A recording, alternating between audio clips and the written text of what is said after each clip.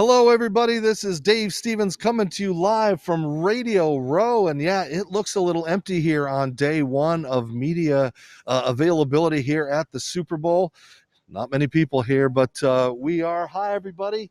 This is Dave Stevens here, and we're going to be here at our makeshift studio for most of the week for Ability TV. For Ability Media, Ali Plus TV, and of course, the reason we're here is the Disability Channel. So thanks, everybody, for joining us. I got some real excitement coming up. We got all week. We got some great stuff planned, and we got an amazing guest to kick things off today. So without further ado, I'd like to bring in an old friend of mine. You may have heard of him. He played in 4 Super Bowls in his lifetime.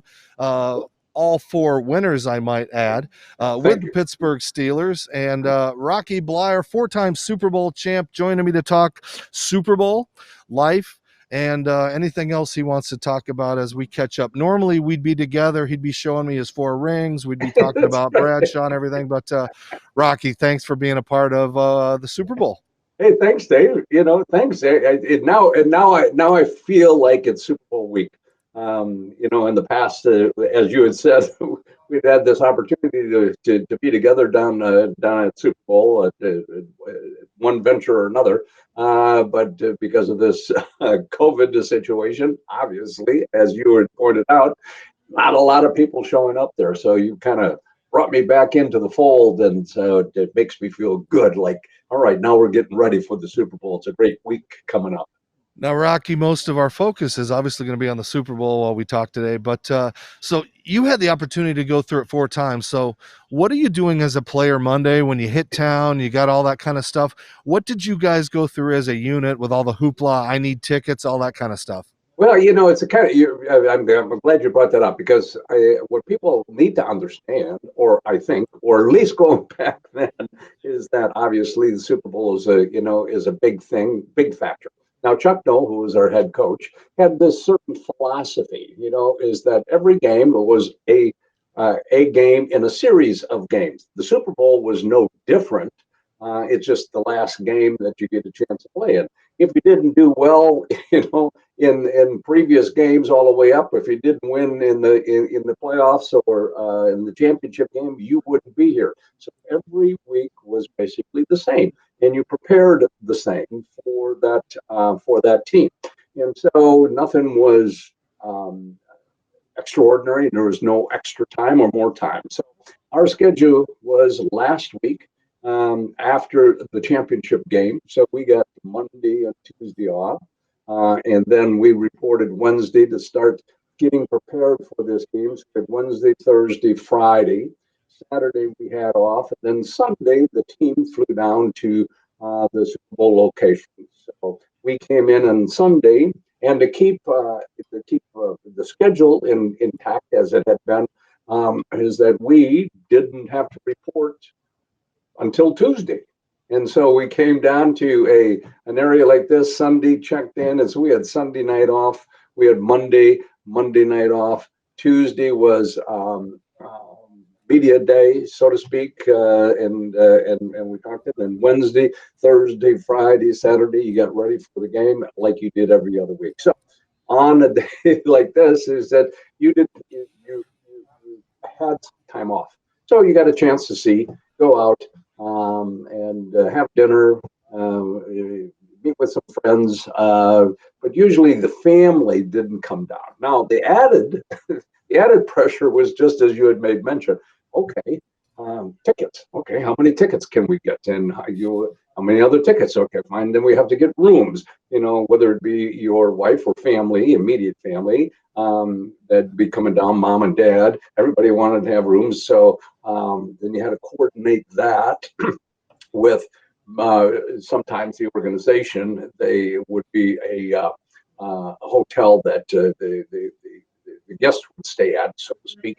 But you have to make reservations, get on the chart, make sure they had tickets, make sure that they got tickets. And then they come in, usually, like on Thursday or Friday. And then you had to get together at least once and still focus on the game. But now you got family. And so you got all this other stuff piled. And sometimes the game becomes on the second tier. I mean, you don't even think about it. You go, okay, fine. I have to take mom and dad out. I got to do this. My girlfriend's coming in, or my wife's coming in, so or this, and aunts and uncles and so on, and who's all getting together. And but anyway, it's a good memory to have. So this is what's going on within the players, I think. Now today, who knows? I mean, today they might have a they might have a whole department on the team that takes care of this all for the players, so that they don't have to worry their pretty little heads about having to take care of their families. So who knows? I got to ask, Rocky, when was there time to concentrate on football and put in? I mean, you guys, by that time, you have your game plans, but you had to tweak things for the Cowboys and stuff. So as we're getting to Thursday, Friday, what's going on then? Yeah, I mean, it's still your focus, but to some degree, the football then becomes the focus. I mean, so you got a chance to come into a town, you got a chance to go out, you stay out, you didn't have to report, there was no curfew, you go out and party, whatever that might be within your realms, but you were looking forward to Wednesday, so you could concentrate on the game and start getting back into that rhythm of getting prepared for the Super Bowl on coming Sunday. So that was great. I remember our first Super Bowl IX, was down in New Orleans, which was a party town to begin with. And it was great just to have that little break to go down in French Quarter and hit some of the bars and restaurants on your own and not have to feel guilty about it. And then then Wednesday started. And so you look forward to going back to practice, concentrating on what needed to be done. Terry Handwriting was my roommate at the time, and he and I would just go out to dinner by ourselves, come back to the room, and watch television, and start the next day over. So try to keep things in that perspective. Well, we have the legendary Rocky Bleier talking to his Super Bowl memories. He had 4 of those with the Steelers. Not many 4-0 people, other than that Tom Brady guy. That's what has he got, 5 or 6 or whatever. But right. Too many. Rocky, when you throw 4 together, 4 Super Bowls, I mean, you had some big moments, a couple of jumps, things like that. I mean, do the memories fly in, or are there 1 or 2 that stick out?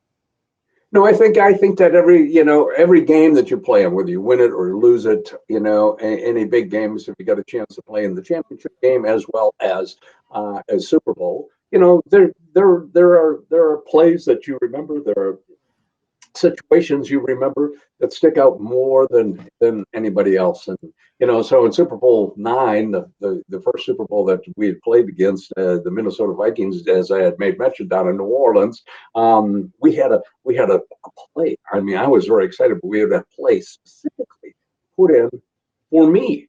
Now that was really something, and it was called Dive 34 Sucker. Okay, so basically, the coaching staff had seen a weakness on the Vikings defensive line, and we at that time were a sweeping team. We were a trapping team, so guards would pull.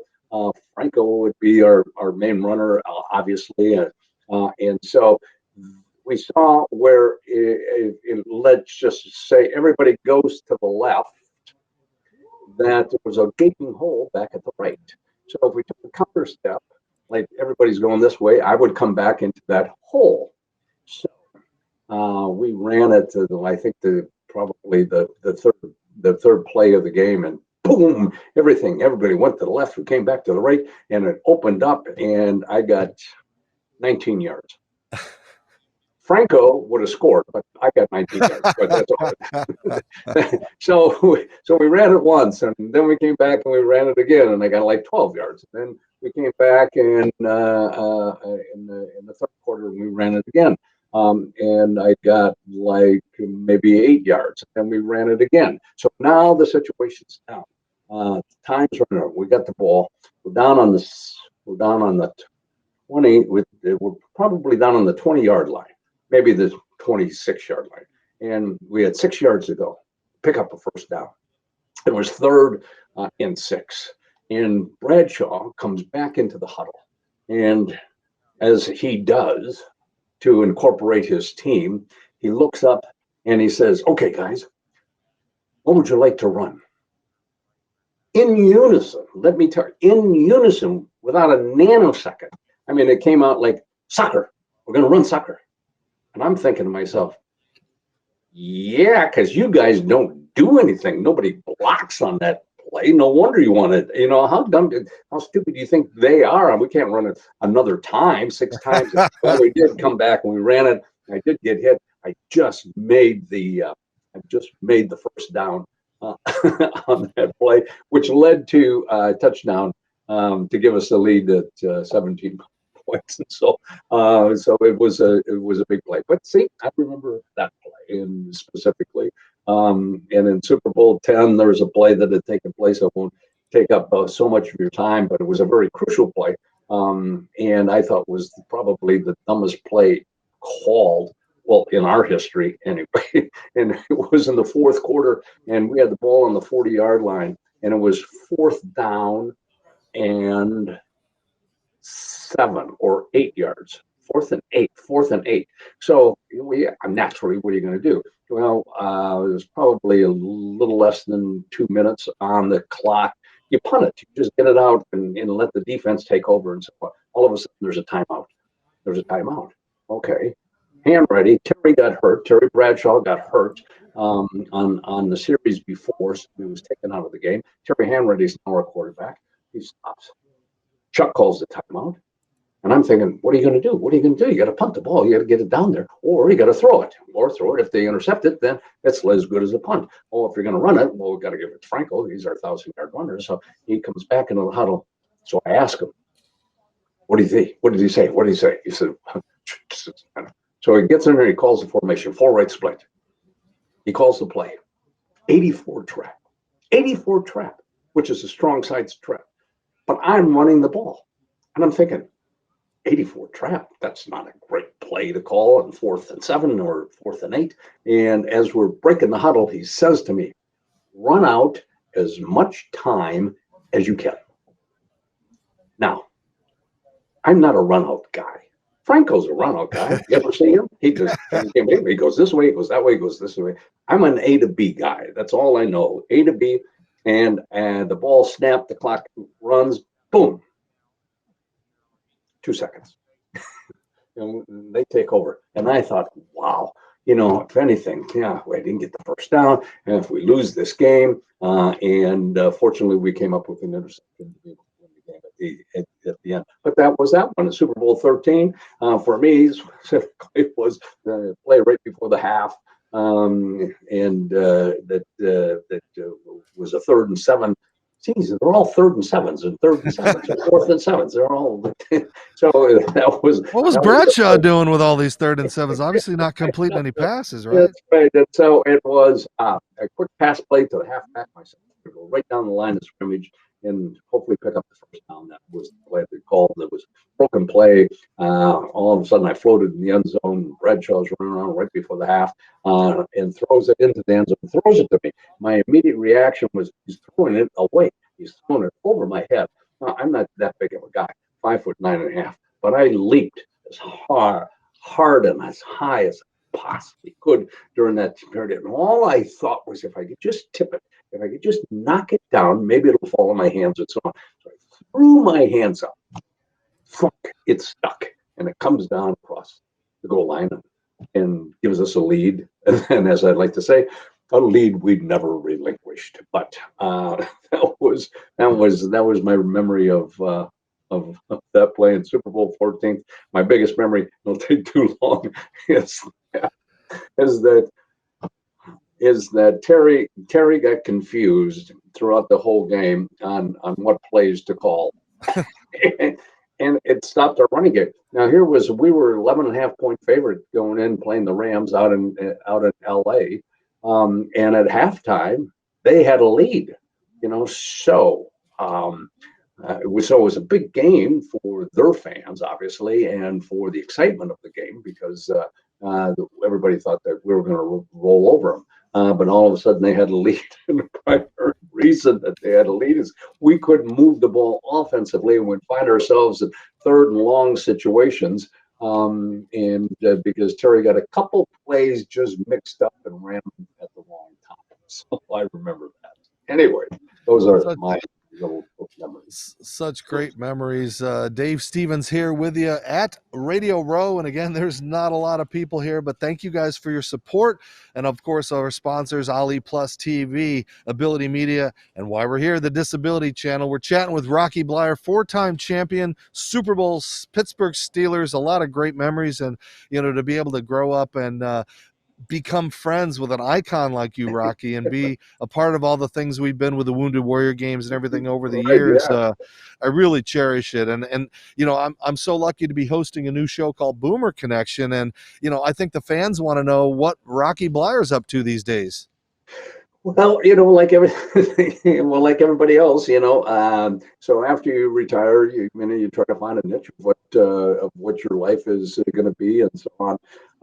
And because of, as you well know, Dave, because of a story, because of being in Vietnam, because of being wounded, coming back, and because of the success of the team and being part of that success, so you've got your position elevates a little bit, and so I got a chance to go across country and give talks about overcoming obstacles and having and reaching goals, and so that became a big part, and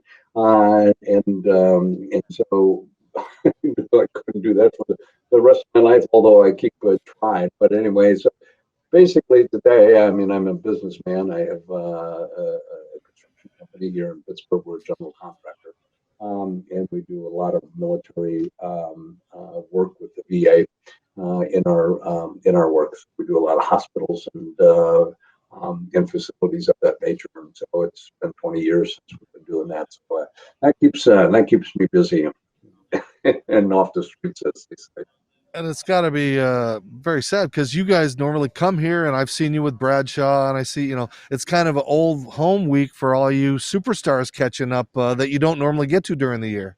Well, no, it is, and it's a great time to be able to touch base with a lot of former players from teams that you played against, guys that you played maybe with in college, and who you don't get to see but once a year at the Super Bowl. So that is something I truly will miss this year. But it was always a great melting pot of not only players, but writers and people who are involved in the game of football, from agents all the way through. And so so it was always fun to be able to come to or go to the Super Bowl because of that.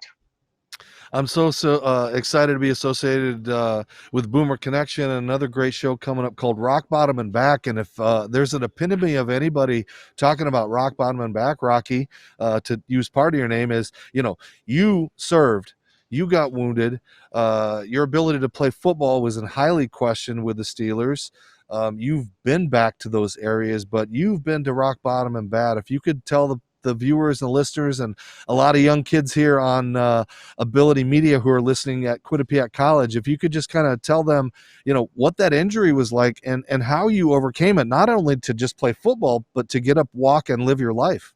Well, I think one of the great things that you do, Dave, and you bring that across very well, not only in your life and in what you've done, but in touching people who have had disabilities, who've had problems, and in being able to tell their stories. My story basically was that I came out of the University of Notre Dame not as a highly touted draft choice. I was the 417th person picked in the draft that year. I was a 16th round draft choices. In my mind, though, you have to understand, there were 17 rounds, so I was not the last guy picked, and that's very important in how you view yourself. And so I came and I made the team that year, one of 4 rookies that made the team, primarily playing special teams.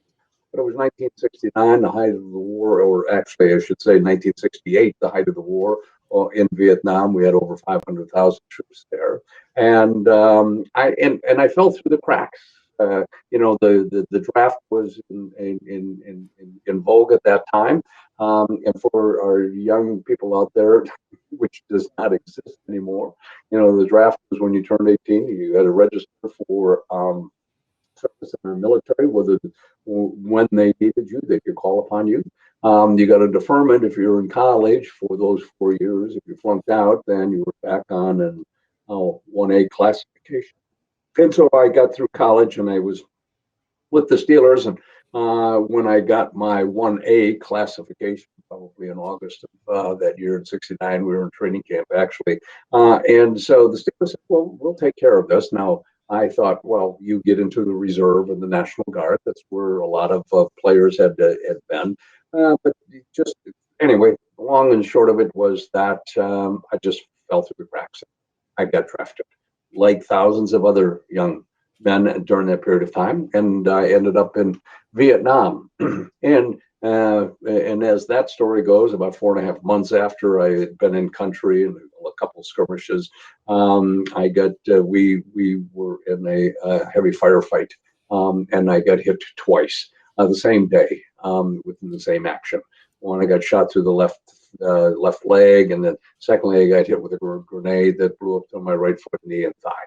And so we were in that firefight. Eventually, we got evac out of there and went to a field hospital, went to Tokyo, came back to the States, and ended up spending 9 months in the hospital overcoming those injuries at that time. So the prognosis basically was, when asked whether I could play this game of football again, don't worry about playing football. You'll have a normal life, the good doctors. Don't expect to get, you just won't have the strength and the flexibility to do the things that are necessary in a running back. The interesting thing at that moment in time, because this happens to us, is with mentors and teachers and or parents and or somebody that we trust, when asked of advice, they may say those things, don't worry about it. Well, but as my authority figure, and we all have that, he just kind of sucked that hope right out, me being able to come back and play. As my story goes, 2 days later, honestly, just out of the blue, I got a postcard. Had 2 lines on it, said this: Rock, team's not doing well. We need you. Art Rooney, owner of the team. Somebody needed you. Well, they didn't need me. Somebody just took an interest. And I think that becomes very important in our roles in people with handicaps or who are facing some obstacles in their lives. So you need some hope. You need people to give you encouragement along the way. But you yourself also have to have a vision of what you want to become or what you want to do. So in this case, for me specifically, and I'm not saying necessarily being an athlete, but just playing in the backyard, playing pickup games as we do growing up in our neighborhood. And then until you get in organized sports, is that we all have our incidences. We got pulled muscles, we get sprains, we might get a broken finger, maybe a broken arm, along the way. And then as you look back on it, what do you find? Well, what you find is that it hurts. Ooh, yes. And then it heals. And then all of a sudden you're back in the backyard playing again as if nothing ever happened. So in this case, and in my mind, damaged as I may be, but unlike you, I did not lose. I had not lost legs or an arm or something. So my thought was, well, in time we'll see what this and where it takes us. But also you have to have I think a dream of it or a challenge. And so in my case, it was coming back. That became my focus, coming back to play for the Pittsburgh Steelers. So in so doing, it was like, okay, I need to erase, and maybe this is a very important, all those ifs that we carry in our lives, just so that if I come back and if I don't make it, I'm not spending the rest of my life wishing, wanting, and saying, oh, if I would have done this, if I would have done that, it might have been different. So sometimes you just expend yourself through that whole scenario or whole goal, because for whatever reason, because all the things is that I can't control whether I can come back and play. I can only control me. I can only control my workouts. I can control what I eat. I control how determined I might be. I can't make that final decision that has to come from a coach, from a teacher, from an owner, whether I can have that opportunity or not. So that became, that became a very strong function in my life. And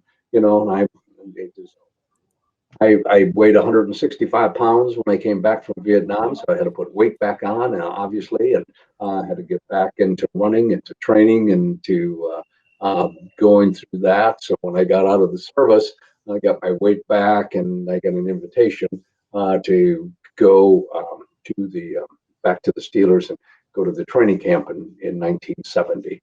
And so it took its toll. And I'm telling you, in all honesty, maybe sooner than I anticipated that I should have went back. But I just, I beat myself up. I mean, I was limping ultimately through 2 days hot summers as you go through that training camp period.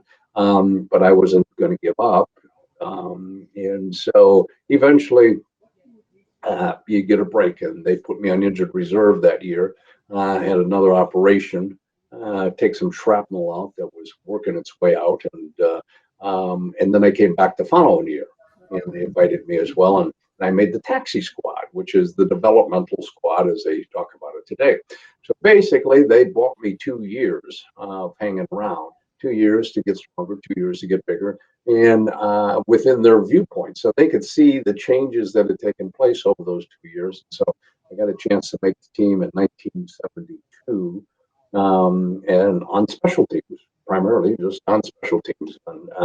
And so, but that got me through 72 and then 73, and then 74. Things happen, and so injury here and injury there. All of a sudden, you get a shot, and you're in the backfield, and so Frank and I get a chance to start together about game 6 of that season, and all of a sudden things get hot, and we go and win the championship that year. Go to the championship game, win the championship, go to the playoffs, win the playoffs, and go to the Super Bowl for the first time, and win the Super Bowl as we're talking about it. So in that progress, in that process is that one, you got to have belief in yourself. Secondly, hopefully you get a support system in around you and getting the job done. There's work to be done. I mean, it just doesn't happen. You got to put the time and the effort to be able to get to that point. And then ultimately, I really believe that if given those, then you kind of make your own break, or get an opportunity. So, but it all starts with the effort that you put in and what you want to get accomplished. Well, it's awesome to just talk to you a little bit and get your philosophy on everything that you've done, and it's not a comeback because you've continued to overcome so much in your life after your career things, personal things that we all go through, you've gone through. Right. But if you look back and you define your comeback, is there one play? Is it the last touchdown you scored? Like, is there that one moment that it's like, yeah, the comeback's complete, I'm done, I can hang my helmet? Yeah, thank you, thank you. Yeah, actually it was the last game I played in, my last game, and it was farewell to Rocky Bleier Day. We were playing the Kansas City Chiefs, ironically, and it was the last home game. So we had one game after that, but this was the last home game, and we were the defending Super Bowl champions, but we were 500 at the best that season. There wasn't one for the thumb in 81, was there? No, there wasn't. That was the call, but there wasn't going to be one for the thumb in 81, and so it was a December day. I mean, so you think back up here in Pittsburgh. It was a cold December day. The Steelers aren't going any place. All those fans, And so I can remember when we were introduced onto the field. And for all those years previously, when the offense was introduced, or the defense was introduced, or the team was introduced, there'd be thousands of fans yelling, screaming, "We're number one, Super Bowl champions," waving their terrible towels, yelling and screaming. Well, it all boiled down this game to a very polite, "Yay, let's go." hopefully we can get this over with. It's cold out here, kind of an attitude. So we get out, and as I like to tell people, so we're a very gracious team. I know we're not going to the Super Bowl defending as defending champions, and so Kansas City was our, it's our guest coming in here, and so we said to Kansas City, why don't you win this game? Kansas City goes, no, no, no, no, it's your home game. It's why don't you guys win it? No, no, no, no. Why don't you? Because that's the way the game went. They scored, we scored, they scored, we scored. It was a pillow fight back and forth. All of a sudden, at the end, it was about maybe 3 minutes left on the game, maybe a little longer than that. And we got the ball back. And we had the ball on the 20-yard line. We had 80 yards to drive, to score, to be able to win this game. We could have had the ball on the 8-yard line. The way we've been playing, I don't know whether we could win the game, even from the 8-yard line. But all of a sudden, Bradshaw comes in. And he comes in and he gathers that offensive unit. He says, come on, guys, let's make something. We have history. We got a title. We are something. We can't let this go this way. And all of a sudden, in my mind, it was like the last cavalry charge in all those movies that we got to watch as kids, as they're leading on the old mare, war horse, I should say, holding the flag, a sword in one hand, charging into the battle line. That's the way I felt. And all of a sudden, we started to move the ball. And as we started moving the ball, all of a sudden I could hear pockets of fans in the in the stadium going offense, trying to get something going. Well, Frank picked up 6, I picked up 3. We got a quick screen. We picked up a first down, hit our tight end, brought it up over the 50-yard line. I got it down to the 45-yard line, and now it was a 2-minute timeout.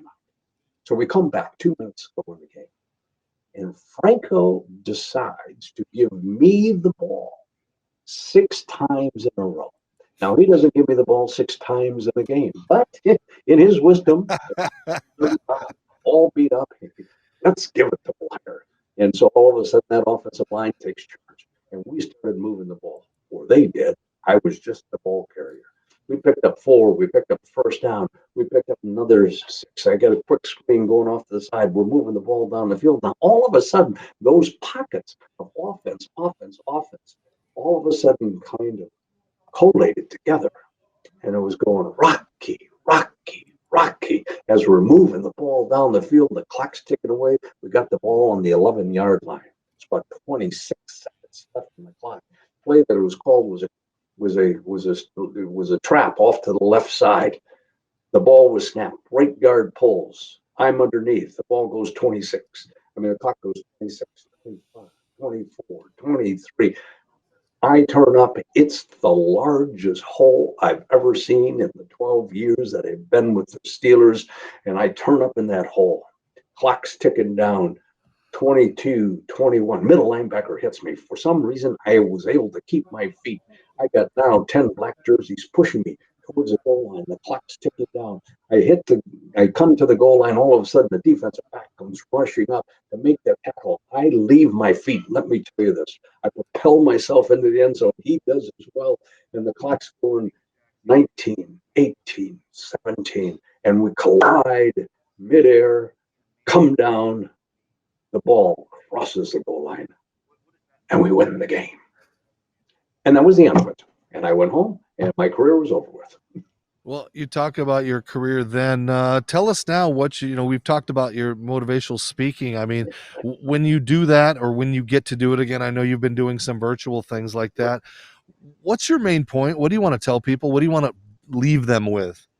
Well, basically kind of, things that we had talked about during this whole program, about the abilities that they have within themselves, and listening to stories, because as Dave, as we well know, we all got stories and we all have an impact on what those stories are. And this is just an example. So we have, we got strengths and weaknesses within ourselves. We have dreams and goals of what we want to get accomplished. And so we have to read or define what they are and what we want to be. And we're going to hit obstacles and overcome those obstacles. But all of a sudden, one of the things that we have to find out within our growth pattern is, what do we have to offer? Who are we? What are our goals? What are our strengths? And so we all find a reason. One of the reasons, and this is a point I bring to them, is that I told you about 1974 getting a chance to start in that backfield because of injuries that had taken place. And I had started at fullback. Franco had been hurt, and then I came back, and now he was healthy. And anyway, as they said before this game, said, Franco, you and Rock will start tonight. And I couldn't see how we could both play the same position at the same time. But anyway, all of a sudden it dawned on me I was going to play the other running back role. And the reason that I got a chance to start wasn't because of my size or speed or height. Nothing that I have there, but of one talent. And one talent, because Chuck Knoll said to our backfield coach, you have a weakness in your backfield. Who is your best blocker? And he said, Bleier. He said, well, then start him. And we got a chance to start because of one talent. So we all have a talent. And so my point is that we all have a talent, and it's really up to us to be able to define what that talent might be and how we can use that talent to the best of our ability. So that's a point that becomes very important to me. Well, you've been using that talent, and all you need a little Grecian in that mustache, and you look like you could go back out there. Well, I'm sorry that we're not here together. Gonna give you some virtual hugs, and I know you don't get to see Franco and Terry and all the guys down here, but hopefully next year. And for those people that want to follow you, of course, they can follow you on Twitter at Rocky Bleier, or they could go to your website, rockybleier.com. Anything else you want to promote? I know you're working with my buddy Doug Cornfield on a book, putting one of your stories in there. Some amazing stories. And that's a great. That's a great project that Doug's got going on, and it's pulling one another forward. People that we help and people that help us, because it's just doing that, helping people along the way. So that's a great one. One of the other things, if I got a chance and opportunity, is that I have a one-man play called The Play with Rocky Bleier. It's about the story that I just told you. It's actually good. It's not bad. I've seen, you don't suck. Well, thank you very much. And it's being played on Broadway on Demand. People can go to BroadwayOnDemand.com and download it and be able to watch it. I think that they did a great job of being able to film it and edit it and get it into the format as theater and not necessarily as a movie. But so they've captured that. So it's thank you very much, and I'm glad you enjoyed it, and I hope other people will. Yeah, please, everybody go out there. It's really great, and you'll see Rocky in a different light, a little bit of acting, a little bit of all kinds of showmanship. But he's never been shy about being in front of the camera. While I have you on camera, one last time, I got to put you on the spot. Obviously, the Steelers aren't there. They kind of let us down with the way they ended in that season. It was it's like they kind of cashed it in, but it's been a tough postseason. A lot of upsets.